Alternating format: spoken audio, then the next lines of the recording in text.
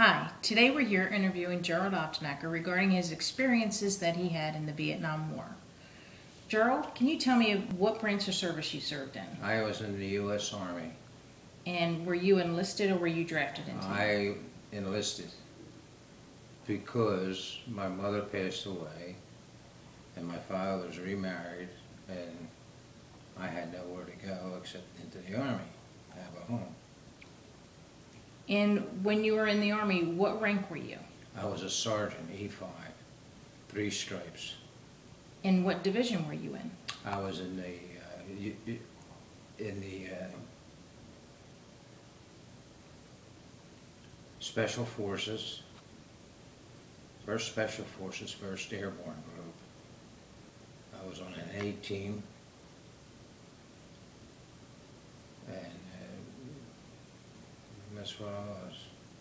And what was your assignment?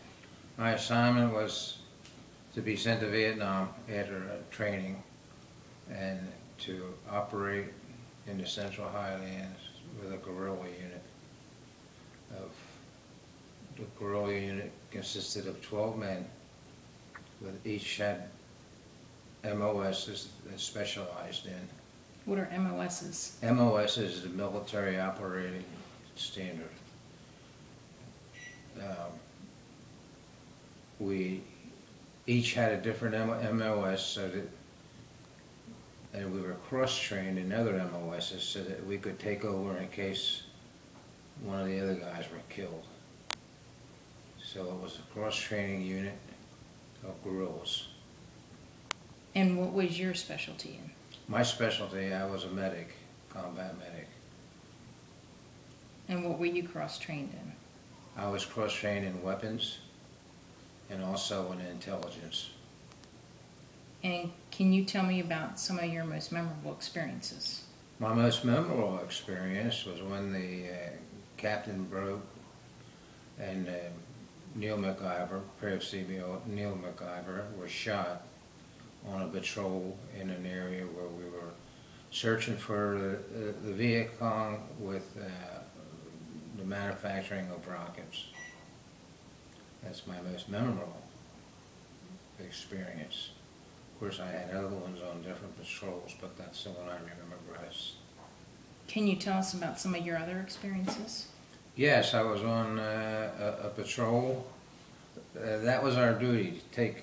We had a 300-man strike force, and we would take maybe 30, 40 strike force soldiers with us, and we would go on patrol overnight, sometimes for 3 days, and would go into the mountains and try to find the Viet Cong, which we were successful in quite often. The biggest thing with our patrols was coming back. We were always running into ambushes and a possibility of being annihilated. I had a lot of Montagnard wounded.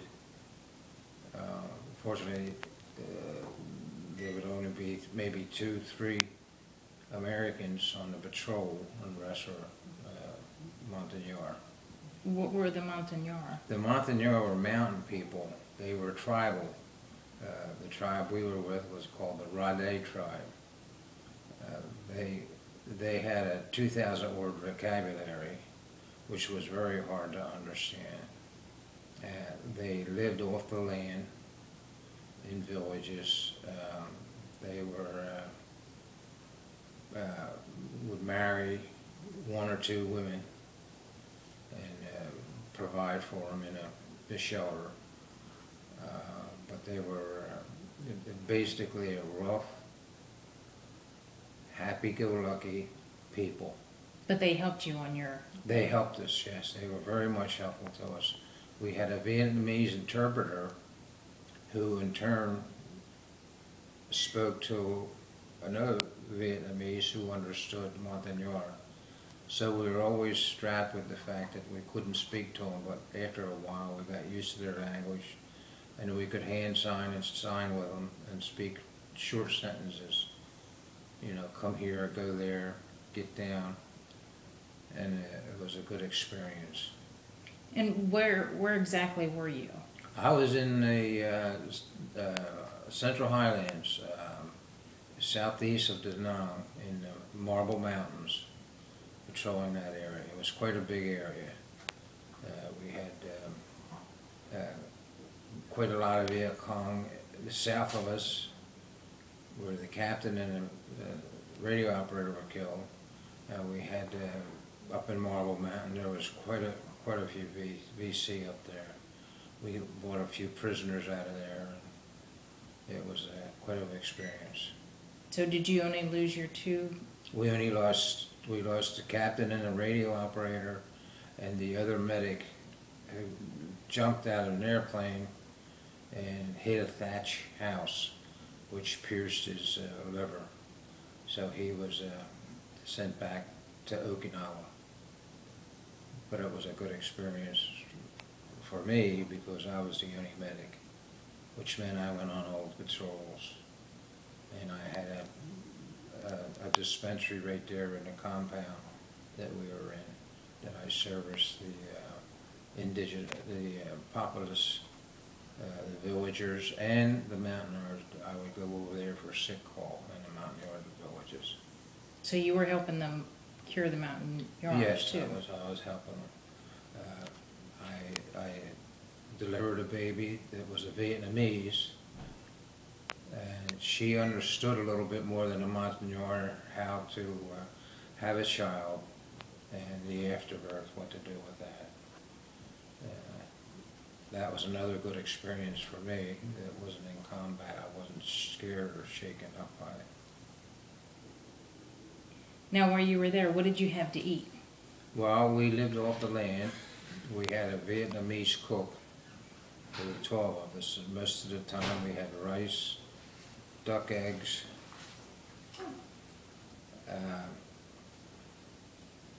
we ate chickens. The chickens had no feathers. They were funny. We didn't eat ducks because they were egg producers, and the Vietnamese didn't want us to eat them. We did eat buffalo and monkey. The buffalo was very tough meat, but we did eat it. And the cook did a good job for what he had to work with. He would go down and buy groceries, and it means rice and greens, noodles, carrots, even bought some potatoes. We drank Tang orange juice. We had coffee. The CIA provided us with coffee, so it wasn't so bad. Did they provide you with any other supplies? They supplied us with weapons, ammunition, intelligence on the area, and they gave us money to pay the Montagnard. We get paid them $9 a month, which they never had money before. They didn't know what it was until they got used to getting it a few months, and then they knew what to do with it, buy stuff in the Vietnamese village, and buy clothing and stuff. And what years were you there? I was there in 1963. I went over in 1962, December, and I came back in July of 1963. I was in camp for a little over 6 months, and in garrison for another 13 months. And what's garrison? That's like a base camp. That's a safe area. And how was your training? My training was extensive. I had Special Forces training, which was hand-to-hand combat, how to operate as a guerrilla, what you had to do. And then I was sent on TDY, which was temporary duty at different hospitals. I was sent to the burn center down in Fort Sam Houston. I spent 8 weeks there on OJT. Then I was sent to Fort Gordon, Georgia, where I spent 16 weeks of which I worked in a hospital with a doctor, uh, different wards. My favorite was the emergency room because I got to be able to suture. The doctor taught me how to suture on. I could only suture on GIs. I couldn't suture on civilians, but I did get a lot of work, especially on Friday nights when the soldiers would kind of go a little crazy and beat up each other. So I got a lot of experience doing medical work in the hospital. And were you awarded any medals or citations? Yes, I received the Bronze Star Medal for going on a patrol where the Viet Cong overran our listening station up in the mountains. And I took one of the Montagnards was blown up by a grenade, and he had his foot was dangling, and I cut that the rest of the way off and bandaged him up, and we carried him out to a helicopter about 4 miles away because we were in the mountains and it was dense, and there was other wounded there I took care of. So the captain in charge that was with us on the patrol wrote up the radio operator and myself for the Bronze Star Medal with a V device. The V device is for valor. And can you remember how you were treated when you decided you wanted to enlist in the Army? I was treated good. There wasn't the sentiment of the civilian populace that they had when I come home. So it was much different. What kind much different. What did they do when you came home? Well, they spit on me and cursed at me and called me names, baby killer and stuff. I was standing on a corner. I got discharged in Oakland, California, and I was standing on a corner and 4 guys came out of a bar and kind of beat me up a little bit because I had a uniform on. And that was a bad experience. And when I got home, I heard all the wisecracks and stuff, so I just kind of kept quiet. I never admitted I was in the Army or anything where I worked. Never talked about it to anybody. It was a bad experience coming home. It really hurt because we were over there trying to help the South Vietnamese and come home to a country where they said the war was wrong. And of course I was over there fighting, and I didn't think I was doing wrong. I thought I was doing good. And how did you feel about the war? Well, I wouldn't want to go back over.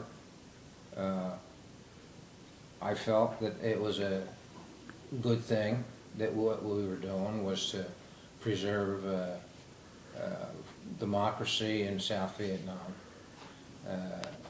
I did read a few books about the French being over there fighting, and they lost.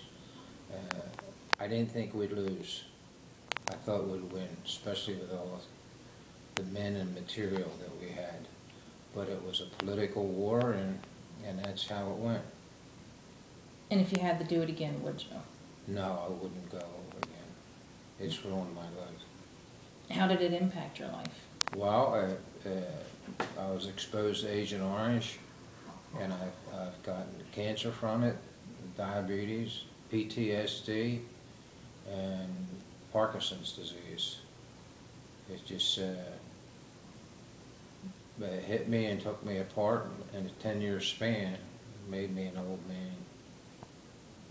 And what did you do when you left the Army? What was your occupation? I worked at the post office for 34 years before retiring.